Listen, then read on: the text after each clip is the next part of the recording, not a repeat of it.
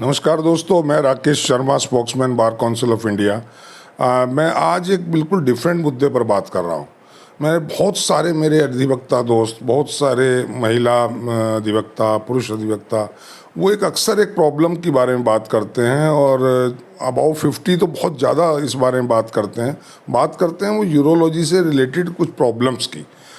मसलन जैसे जेंट्स में एक पीएसए प्रोस्टेट जो बढ़ जाते हैं या जो उसका रिलेटेड जो यूरिनरी जो प्रॉब्लम्स आती हैं, इसकी सही गाइडेंस मिल जाए, इसके लिए बहुत लोग इधर उधर भटकते हैं। कुछ लोगों को लकीली अच्छे डॉक्टर्स मिल जाते हैं, कुछ को नहीं मिल पाते हैं, या वो वहम में पड़े रहते हैं। छोटी छोटी बीमारियों को लेकर कैंसर जैसे वहम में आ जाते हैं और डिप्रेशन का शिकार हो जाते हैं। इसीलिए मैंने आज तय किया और मैं एक बहुत ही मशहूर और बहुत ही इंटेलिजेंट डॉक्टर साहब से आपकी बात कराऊंगा।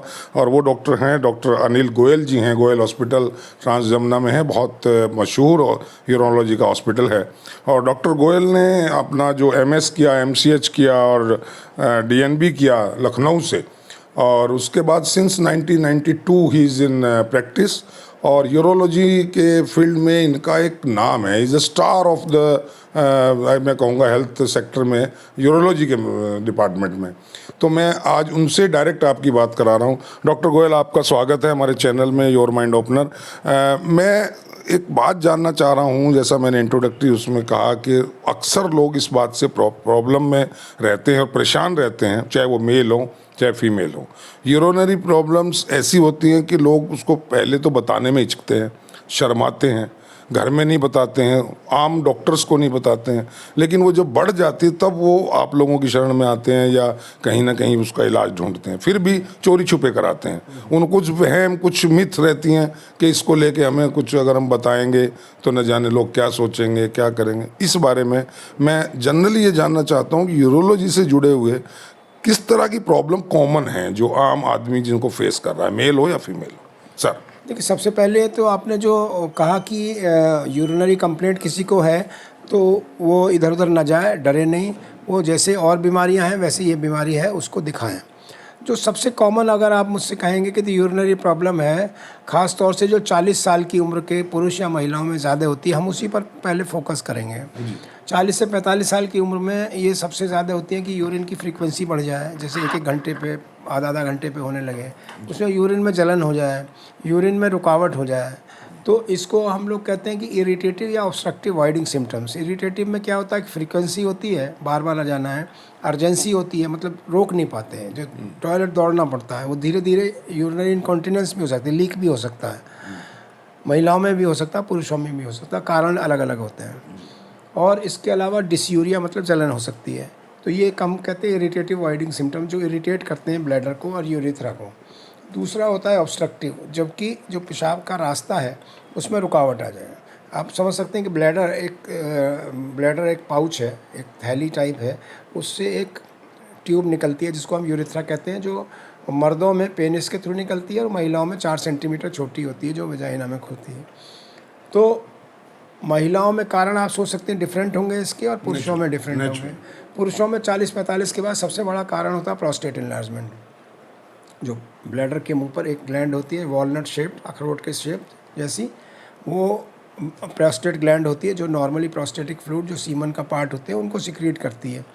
लेकिन 40 साल के बाद धीरे धीरे वो बढ़ने लगती है और ब्लैडर नेक को वो इरिटेट करती है। तो शुरू में इरिटेटिव सिम्टम्स होते हैं, फिर जब वो प्रेशर डाल के यूरेथ्रा की ल्यूमन को नैरो करती है तो ऑब्स्ट्रक्टिव सिम्टम होने लगते हैं। और यही चीज़ जो फीमेल में है वो प्रोस्टेट नहीं होती। आप समझ सकते हैं प्रोस्टेटिक फ्लूइड सेमिनल फ्लूइड का पार्ट है। उनमें क्या होता है कि हार्मोन डेफिशिएंसी होनी, जैसे जैसे मेनोपॉज आ रहा होता है तो हार्मोन या एस्ट्रोजन डेफिशिएंसी के कारण उनकी यूरेथ्रा की नैरोइंग होने लगती है। उसको कहते हैं यूरेथ्रा नैरो हो जाता है बिकॉज ऑफ हार्मोन डेफिशिएंसी, जिसको हम लोग कहते हैं कि यूरेथ्रल सिंड्रोम हुआ। बाद में यूरेथ्रल स्टेनोसिस या यूरेथ्रल ऑब्स्ट्रक्शन भी हो सकता है। या और साथ में इनमें जो एजिंग ऑफ ब्लैडर होता है दोनों में, तो एजिंग ऑफ ब्लैडर के कारण जो इसकी मसल है, जो नॉर्मल मसल, उसमें कोलेजन इकट्ठा होने लगता है, तो वो वीक हो जाती है। तो वो भी प्रेशर उतना नहीं जनरेट कर पाती जितना कि जनरेट करना चाहिए। After the age of approximate 40, हाँ, ये सब में ही होता है या बहुत कुछ लोगों में होता है, कुछ में नहीं होता? आपने अच्छा सवाल पूछा। जैसे प्रोस्टेट की बात करें तो आप ये मान लीजिए कि ईयर्स की एज में 90% में प्रोस्टेटिक इन्लार्जमेंट होगा। 90 ईयर्स। हाँ, तो 50 ईयर्स में 50% में होगा। अच्छा। लेकिन आउट ऑफ देम जिनमें होगा उनमें सिम्टम्स कितने में होंगे? उसमें 5 से 10% में सिम्टम होंगे। तो ये मान लीजिए कि 50 ईयर्स के बाद 5% में सिम्टम्स हो सकते हैं पुरुषों में प्रोस्टेट के। महिलाओं में अलग है। अच्छा। महिलाओं में अलग है। पुरुषों में 5% में प्रोस्टेट के सिम्टम 50 साल के बाद हो सकते हैं। ये तो हो गया पुरुषों का प्रोस्टेट। लेकिन महिलाओं में चूंकि वो हार्मोन डेफिशिएंसी सब में ही होगी, तो उसमें आपके इम्यूनिटी बॉडी की कितनी है, आपको कोई डायबिटीज़ तो नहीं है, आपको कोई हाइपरटेंशन तो नहीं है, इन सब फैक्टर्स पर वो डिपेंड करेगा कि आपको ब्लैडर में इन्फेक्शन हो रहा है या ब्लैडर की एजिंग कितनी ज़्यादा हो रही है या यूरेथ्रल सिंड्रोम कितना हो रहा है। तो वो डिपेंड करेगा आपके कोमॉर्बिडिटीज़ पर। आपका जो एक्सपीरियंस के हिसाब से आपको क्या लगता है कितना महिलाओं में बहुत ज़्यादा है, में वो 20-30% से ज़्यादा में। Comparison to male? वो तो उनके कारण डिफरेंट है, लेकिन इनमें जो महिलाओं में खासतौर से जिनमें कोमॉर्बिडिटीज़ हैं उनमें 20-30% में यूरिनरी इन्फेक्शन रिकरेंट होते हैं, राइट। यूरिथ्रल ऑब्स्ट्रक्शन या पेशाब में रुकावट होते हैं, तो ये 20-30% में हो सकते हैं, खासतौर से 45-50 साल की एज में। आदमी मेल या फीमेल इसको खुद महसूस कर सकता है इसमें क्या उसको चेंजेस आए जिससे कि वो आप लोगों के पास जाए? अरे वो तो आप देखिए, अगर मान लो किसी को रात में 4 बार उठना पड़े तो उसका तो लाइफ साइकिल, आप वकील हो, लॉयर हो, आप अगर रात में 4 बार उठना पड़ा तो आपकी नींद कैसे पूरी होगी? अगले दिन आप सोते रहेंगे। It means there is something problem. बार बार बिल्कुल, रात में तो आपको 0 to 1 बार से ज़्यादा नहीं उठने का, जो नॉर्मल है, आप जो नॉर्मल आपकी लाइफ साइकिल थी वो डिस्टर्ब हो गई।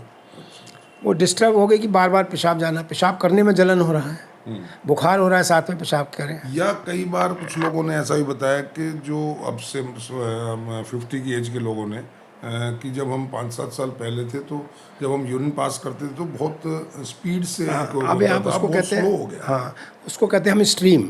पहले स्ट्रीम थी वो दूर गिरती थी, या अभी धीरे धीरे धीरे धीरे ऐसे गिरने लगी। आपके कपड़े जूते खराब होने लगे। यस। इसको क्या, दूसरा होता है delay in voiding. Delay in voiding में क्या होता है, नॉर्मली 30-40 सेकंड यूरिन करने में लगने चाहिए अगर आपका फ्लो ठीक है, रुकावट नहीं है, कोई प्रॉब्लम नहीं है। उसमें 1 मिनट लगने लगा, 2 मिनट, 3 मिनट लगने लगा। यस, ये प्रॉब्लम बड़ी तीसरा होता है इंटरमिटेंसी। इंटरमिटेंसी से मतलब है एक स्ट्रीम में नहीं हुआ, थोड़ा हुआ फिर रुक गया, थोड़ा हुआ फिर रुक गया, थोड़ा हुआ फिर रुक गया। वो इंटरमिटेंसी नहीं, ये एक स्टेजेज है इसकी। ये सेकंड स्टेज है। ये सबसे पहले जो होगा उसका हेजिटेंसी होगा, सबसे पहले होगा हेजिटेंसी। जैसे आप खड़े हैं तो थोड़ा सा 5-10 सेकंड बाद शुरू होगा। अच्छा। फर्स्ट सिम्टम इज हेजिटेंसी कि आपको रुकावट है। दूसरा आएगा फिर वीक स्ट्रीम। वो वीक स्ट्रीम कितनी है उसकी स्टेजेस होती चली जाएंगी। फिर आएगा इंटरमिटेंसी, मतलब इंटरमिटेंट हो रहा है, थोड़ा हुआ 10 सेकंड फिर रुक गया, फिर 10 सेकंड हुआ, बीच बीच में आते हैं, पॉज आ जाते हैं। ये सिम्टम्स अगर हो तो ये मान लेना चाहिए, रुकावट है, दिखाना चाहिए। अरे रुकावट है इसमें पक्का है। आपको आपके बगल वाला आदमी टॉयलेट में खड़ा है, आप सोचो वो 30-40 सेकंड में निकल रहा है, आपको 2-3 मिनट लग रहे हैं, तो आप बताओ कहीं भी जाओगे पब्लिक टॉयलेट्स में तो आपको तो खुद ही अजीब लगेगा। ऐसे लोग टॉयलेट, वो जो ओपन टॉयलेट है उसमें नहीं जाते, वो फिर मोशन वाले टॉयलेट में जाते हैं। वैसे एक प्रॉब्लम और कॉमन देखी गई खास तौर से बुजुर्गों में, खास तौर से जिसमें फ्रीक्वेंसी बढ़ जाती है, जल्दी जल्दी जाना है, अर्जेंसी है, तो वो बस से ट्रैवल नहीं करते, वो ट्रेन से ट्रैवल करते हैं, और टॉयलेट मैपिंग करते हैं कि भैया वो रास्ते में मुझे वहाँ जाना है तो कहाँ कहाँ टॉयलेट है रास्ते में। एक प्रॉब्लम डॉक्टर साहब और आती है, वो उसको होल्ड कर पाना, उसकी पावर कम हो जाती है। मैंने खास तौर से बुजुर्गों में देखा है। माय फादर इज 85 कि जब वो जैसे हम जा रहे होते कार में तो कहते भी 5-2 मिनट में रोक देना। वही मैंने उन्हीं के लिखा, उसको हम अर्जेंसी कहते हैं। जो अभी मैंने बोला अर्जेंसी का मतलब है एकदम उसको होल्ड ही नहीं कर सकते, प्रेशर एकदम। हाँ, और उसके बाद आगे बढ़ता है तो वो लीक हो जाएगा अगर वो नहीं करते हैं धीरे धीरे। तो ये है इरिटेटिव सिम्टम जो इन्फेक्शन में भी होते हैं, स्टोन हो ब्लैडर में उसमें हो सकते हैं। कुछ लोगों ने ऐसा भी बताया कि उनको जब यूरिन जाना होता है तो प्रेशर जो है वो ब्लैडर में ना हो करके वो या तो पेनिस में ज़्यादा प्रेशर होता है, ब्लैडर में लगता है नहीं है, और पेनिस में लगता है कि अभी फट जाएगा एकदम अगर नहीं किया तो। अर्जेंसी है या इन्फेक्शन है, तो ये सारे इन्फेक्शन के साइन भी हो सकते हैं और रुकावट के साइन भी हो सकते हैं। तो मैंने क्या बोला, जैसे कि अभी हम इन दोनों की बात करें तो यूरिन में जो रुकावट है या यूरिन में ओवर एक्टिविटी है, तो महिलाओं में ओवर एक्टिविटी ब्लैडर बहुत ज़्यादा, अर्जेंसी अर्ज इनकॉन्टिनेंस बहुत ज़्यादा होता है। पुरुषों में भी ये होता है प्रोस्टेट के कारण, लेकिन 5% में होता है। हम इसकी जांच की बात करें, क्योंकि बहुत लंबा नहीं तो ये सब्जेक्ट हो जाएगा। जी। तो इसमें तुरंत डॉक्टर को दिखाएं, वो आपका मिनिमम बेसिक करेगा कि अल्ट्रासाउंड करेंगे, यूरिन रूटीन कल्चर करेंगे, और आपको कोमॉर्बिडिटीज़ है तो डायबिटीज़ हाइपरटेंशन है तो किडनी फंक्शन टेस्ट और ब्लड टेस्ट कुछ करेंगे। आपकी फैमिली हिस्ट्री है प्रोस्टेट की, कैंसर की आपकी फैमिली में या प्रोस्टेट की है तो पीएसए टेस्ट करेंगे, ये प्रोस्टेट में हो गया। और same basic test ultrasound, urine culture, kidney function test ये ज़रूर वो करेंगे। और एग्जामिनेशन के बाद, एग्जामिनेशन में क्या देखते हैं, पता चला कि ब्लड कमज़ोर है, यहाँ प्रेशर पेशाब भरा है और बार बार वो जा रहा है तो वो ओवरफ्लो इनकॉन्टिनेंस होता है। तो उसमें हमें ये फिर देखना पड़ता है कि भैया यहाँ आपको ब्लैडर में रुका हुआ तो नहीं है, रुका है तो वो किडनी को बैक प्रेशर में किडनी भी ख़राब करेगा। तो इसीलिए एग्जामिनेशन और रेक्टल एग्जामिनेशन करते हैं, प्रोस्टेट में कोई हार्डनेस है या कुछ है, कैंसर जैसा शुबा तो नहीं है, तो एग्जामिनेशन डॉक्टर करके एक असेसमेंट करते हैं कि भाई क्या सीवियरिटी ऑफ डिजीज़ है, क्या ग्रेडिंग है, क्या फर्स्ट स्टेज है, स्टेजिंग क्या है, वो करके अल्ट्रासाउंड, यूरिन, पीएसए। आपने उसको कैंसर का जिक्र किया अभी। हाँ। तो ये कैंसर, इसमें चांसेस ज़्यादा होते हैं? नहीं, कैंसर में तो हाई रिस्क ग्रुप हम मानते हैं, जैसे बहुत ओबीज पेशेंट हैं, मोटे पेशेंट हैं, भारी पेशेंट हैं, या उनकी फैमिली हिस्ट्री में किसी पे फादर को हुआ है कैंसर, तो उनमें हम हाई रिस्क मानते हैं। नॉर्मली ये हमको रेक्टल एग्जामिनेशन से पता चल जाता है प्रोस्टेट कैंसर का। पीएसए बढ़ा हुआ हो, 4 नॉर्मल है, 4 के ऊपर है तो हमें डाउट होता है, तो फिर हमको मल्टी पैरामीट्रिक एमआरआई प्रोस्टेट कराना पड़ता है, जिसमें कि पायरेट ग्रेडिंग 3, 4, 5 हो तो हम प्रोस्टेट की बायोप्सी करते हैं, ट्रांसरेक्टल बायोप्सी। ये सब जो प्रोसेस है, जो चेकिंग है, इस क्योरेबल है ये? बिल्कुल, एक स्टेज के ऊपर डिपेंड करेगा। अगर प्रोस्टेट का कैंसर का स्टेज 1, 2 है, क्योरेबल है। 3 एंड 4 है, उसमें भी लॉन्गिविटी काफ़ी है। अगर 4 मेटास्टेटिक है, उसमें थोड़ी प्रॉब्लम है। 3 में मतलब लोकल बढ़ा हुआ है, 4 में फिर बोन में चला गया या चेस्ट में, लंग्स में चला गया या और कहीं चला गया, तो फिर उसमें पैलिएटिव ट्रीटमेंट होता है, उसमें फिर क्योर नहीं है। ऐसी कई मिथ होती हैं। लोग एक्चुअली आजकल क्या है, ये गूगल जो गुरु हैं, तो गूगल गुरु पे लोग जाते हैं और वहाँ से सारा ट्रीटमेंट और उसके सब चेक करते हैं। मुझे लगता है गूगल ये एक सीरियस प्रॉब्लम है, आपकी स्वास्थ्य से संबंधित प्रॉब्लम है। इसके लिए निश्चित रूप से आप गूगल से कुछ नहीं कर सकते, एक डॉक्टर के पास आपको जाना चाहिए। ना आर्टिफिशियल इंटेलिजेंस वो बता सकती, ना तो गूगल बता सकता।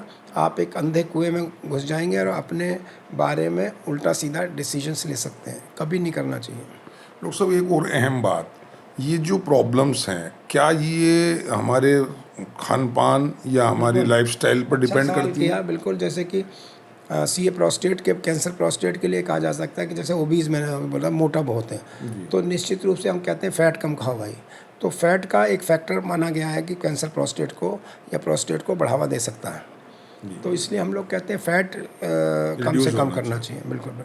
और दूसरा पार्ट डायबिटीज़ है, हाइपरटेंशन है, तो ये किडनी इन्फेक्शन, यूरिन इन्फेक्शन ज़्यादा कर सकते हैं, तो इसलिए वो प्रॉपर कंट्रोल होना चाहिए।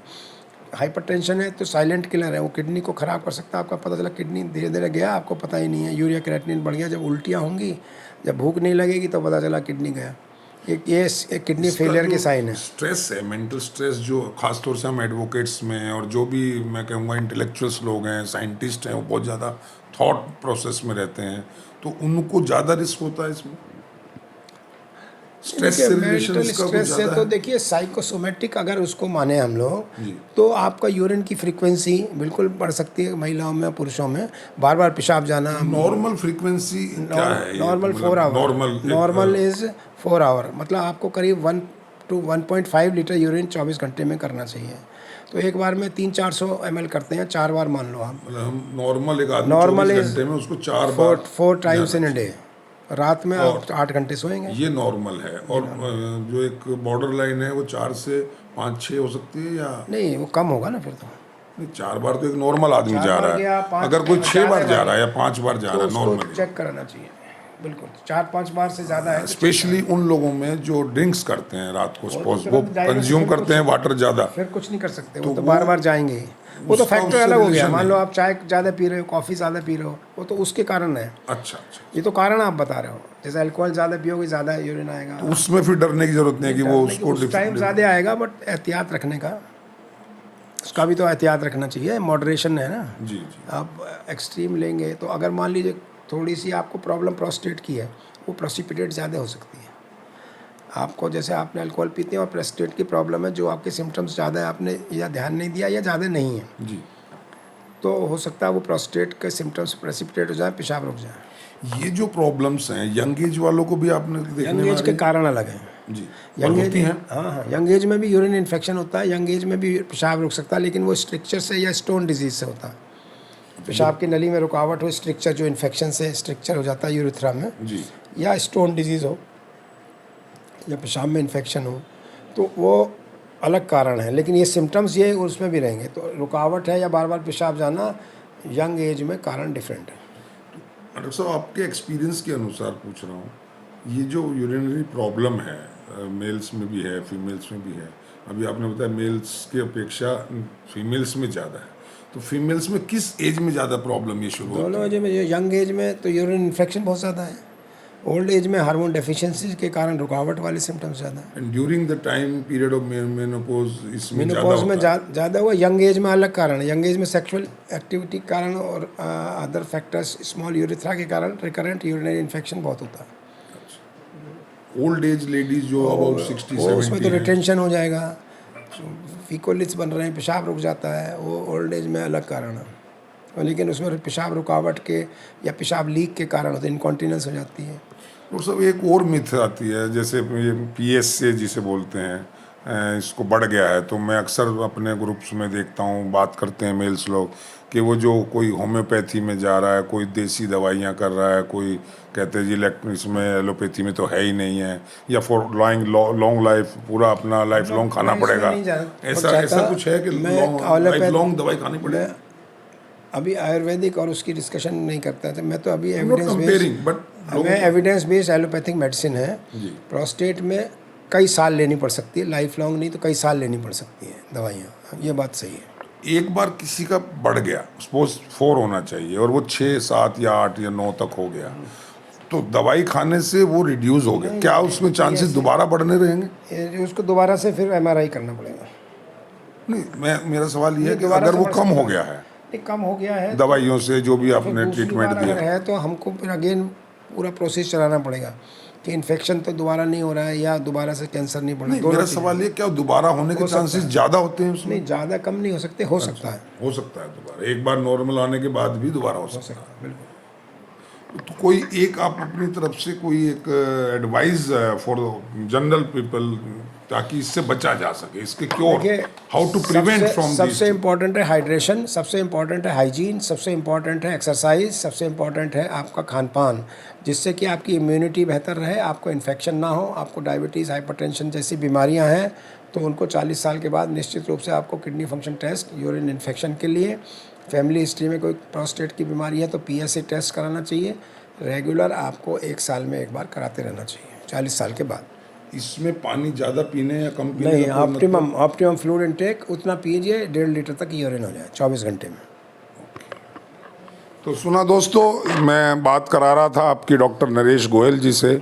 आपने बहुत ही एक उम्दा जानकारी आपको मिली, बहुत ही महत्वपूर्ण जानकारी मिली। और एक मेन बात जो मैं रिपीट करना चाहूँगा कि जो आजकल एक ट्रेंड चल गया है कि किसी भी बीमारी का, किसी भी ट्रीटमेंट का आप लोग गूगल पर हम लोग चले जाते हैं और गूगल जो बता रहा है उसको देखकर हम अपना ट्रीटमेंट खुद ही शुरू कर देते हैं। तो ऐसा मत करिएगा, कहीं नीम हकीम कतरे जान ना हो जाए।